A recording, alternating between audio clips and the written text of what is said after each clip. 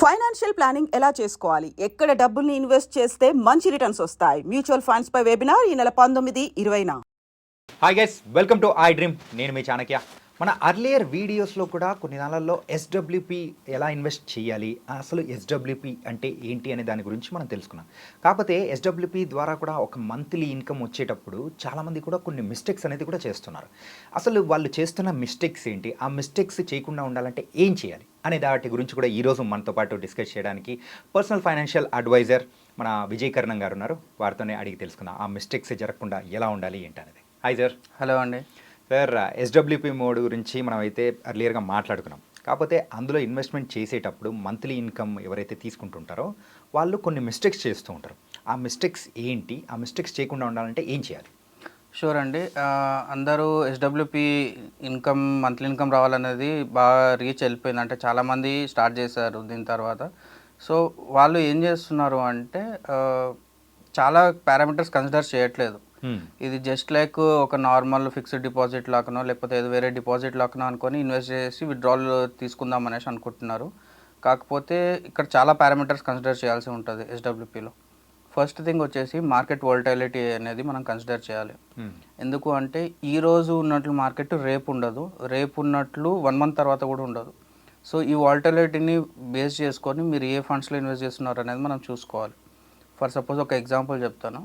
ఇప్పుడు ఎవరైనా ఒక పర్సన్ ఒక 1 crore యాజ్ ఏ ఎస్డబ్ల్యూపీ మోడ్లో కావాలనేసి ఇన్వెస్ట్ చేశాడు అనుకుందాం. ఓకే, ఎక్కువ ఫ్లక్చుయేషన్స్ ఉన్న ఫండ్స్లో ఇన్వెస్ట్ చేశారనుకుందాం. ఈరోజు పెట్టినప్పటికీ ఒక 1 month తర్వాత జస్ట్ 1% కరెక్షన్ వచ్చినా కూడా ఫండ్లో ఇతనికి 1 lakh rupees నెగిటివ్ కనిపిస్తుంటుంది ఇన్వెస్ట్మెంట్లో. ఓకే, ఆ రిస్క్ కానీ ఆ ప్రెషర్ కానీ ఇన్వెస్టర్స్ తీసుకోలేరు అనమాట. సో అందుకే ఇన్వెస్ట్ చేసేటప్పుడు వాలటిలిటీని కూడా కన్సిడర్ చేయాలి. సెకండ్ థింగ్, ఎవరైతే ఇన్వెస్ట్ చేసి విత్డ్రాల్ చేద్దాం అనుకుంటున్నారో వాళ్ళు ట్యాక్స్ ఇంప్లికేషన్స్ కూడా వాళ్ళు చూసుకోవాల్సిందే. ఓకే, ట్యాక్స్ ఎట్లా పడుతుంది, వాళ్ళు ఇయర్లీ ఎంత తీసుకుంటే ఎంత ట్యాక్స్ పడుతుంది. సో కొన్ని ఫండ్స్లలో ఒక రకంగా ఉంటుంది, ఇంకో ఫండ్స్లో వేరే రకంగా ఉంటుంది. నెంబర్ ఆఫ్ డ్యూరేషన్స్ని బట్టి కూడా చేంజ్ అవుతుంటుంది. 1-2 yearsకి ఒక ట్యాక్స్ ఉంటుంది. Beyond that short term capital కానీ లాంగ్ టర్మ్ క్యాపిటల్ కానీ డిఫరెంట్ టైప్స్ ఆఫ్ ట్యాక్సెస్ ఉంటాయి. అండ్ ఇంకొకటి ఎగ్జిట్ లోడ్ అనేది ఖచ్చితంగా ఉంటుందండి కొన్ని ఫండ్స్లలో. కొన్ని డెట్ ఫండ్స్లలో ఉండదు కానీ మోస్ట్ ఆఫ్ ది ఈక్విటీ ఫండ్స్లో ఎగ్జిట్ లోడ్ ఉంటుంది. చాలామంది ఇదే తప్పు చేస్తున్నారు, ఎగ్జిట్ లోడ్ కన్సిడరే చేయట్లేదు. ఎగ్జిట్ లోడ్ 1.5% మీకు నెగిటివ్ అవుతుంది.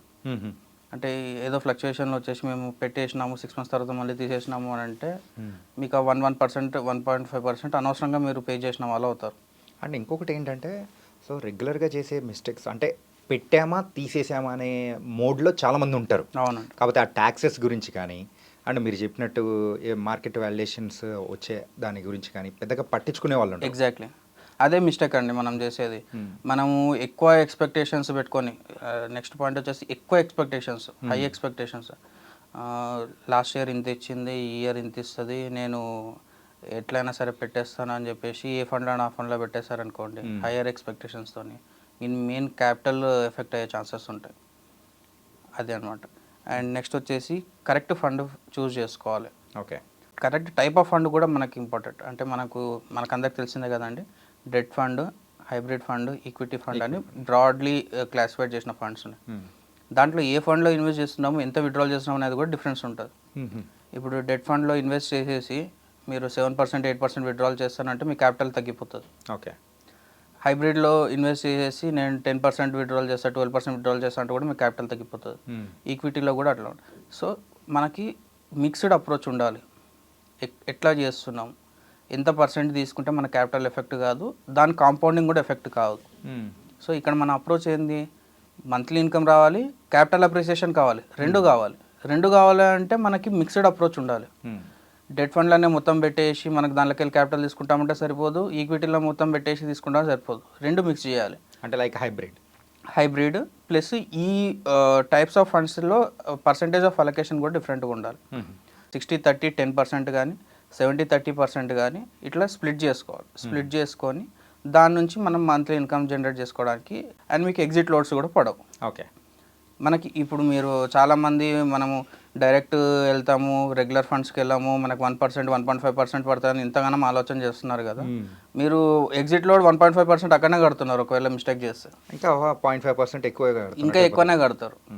సో మిస్టేక్స్ అనేవి చాలా బ్లండర్ మిస్టేక్స్ చేసేసి మీకు క్యాపిటల్ అప్రిషియేషన్ పక్కకు పెడితే మెయిన్ క్యాపిటల్ తగ్గిపోయే ఛాన్సెస్ చాలా ఉంటాయి. అది చాలా జాగ్రత్తగా హ్యాండిల్ చేయాలి.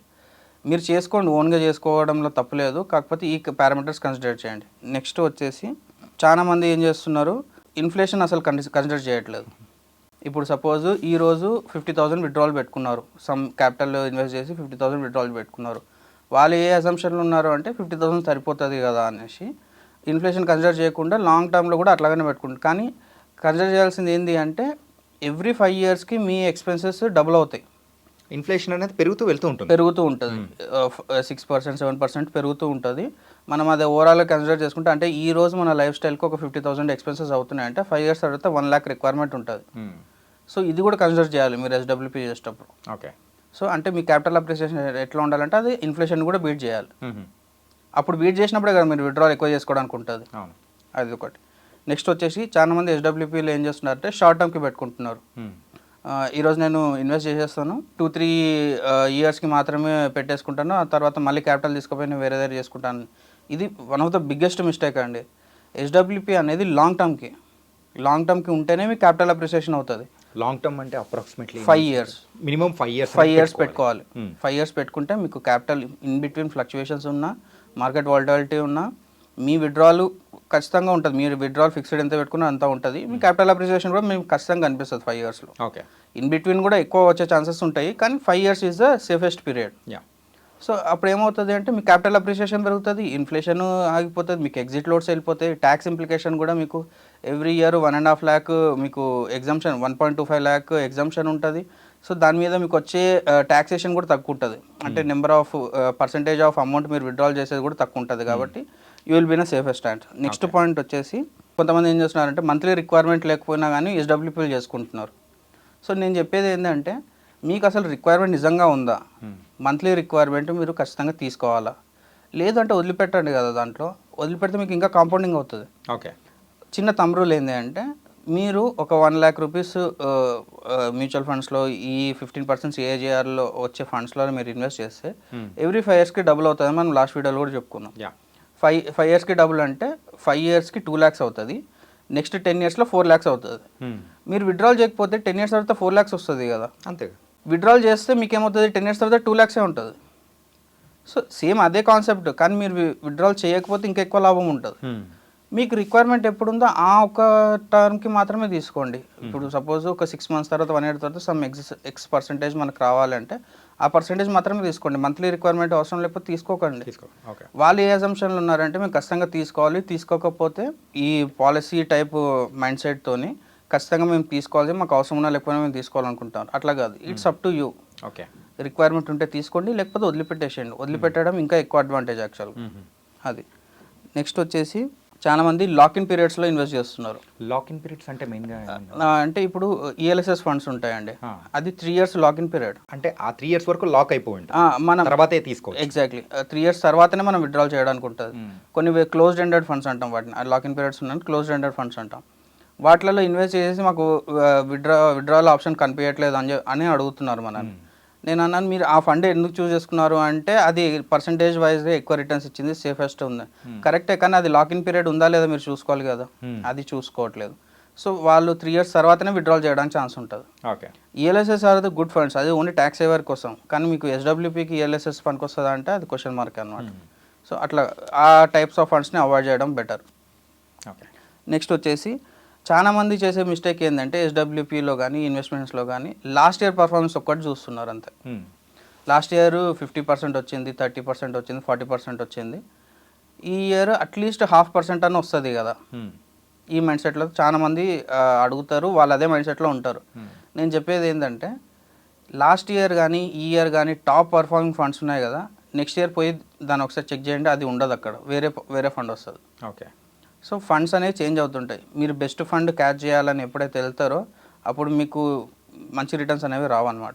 అంటే యూజువల్గా మన ఫండ్స్ సెలెక్ట్ చేసుకునేటప్పుడు ఒక ప్రీవియస్ ఇయర్ పర్ఫార్మెన్సే కాకుండా ఇంకా వేరే పారామీటర్స్ చాలా వేరే ఉంటాయి. పారామీటర్స్ చాలా కూడా చూసుకోవాలి. మనకి ఎన్ని ఇయర్స్ నుంచి ఉంది, ఎవరు మేనేజ్ చేస్తున్నారు, ఏ ఫండ్ హౌస్, దాంట్లో ఎంత ఏవిఎం ఉంది, దాంట్లో కొన్ని రేషియోస్ ఉంటాయి, టెక్నికల్స్లో చాలా ఉంటాయి.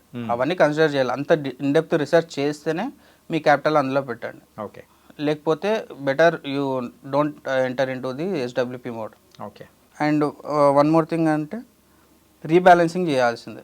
సో రీబ్యాలెన్సింగ్ మీన్స్ రీబ్యాలెన్సింగ్ అంటే 1-2 ఇయర్స్, అట్లీస్ట్ 1 year 2 years మనం ఒక ఎస్డబ్ల్యూపీ స్టార్ట్ చేస్తాం.